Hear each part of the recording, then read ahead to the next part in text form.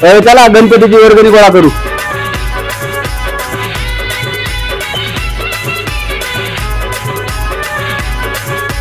ओ गणपतीची वर्गणी किती आहे वर्गणी? अहो किती म्हणून काय विचारता? आपल्याच मंडळाचा गणपती आहे, आपल्याच माणसांनी मदत केली पाहिजे ना. मागच्या वेळेस तुम्ही 500 दिलती, यावेळेस 1000 द्या. हो 1000 काय 1500 घ्या, पण आपल्या बाप्पाच्या महाप्रसादाचा किराणा माल तर आपल्या दुकानातूनच घ्यायचा असेल ना. नाही हो, किराणा माल तर आपण डीमार्ट वरून आणला.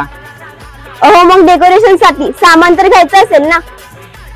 नाही हो, डेकोरेशन सामान तर आपण ऑनलाईन मागवलंय.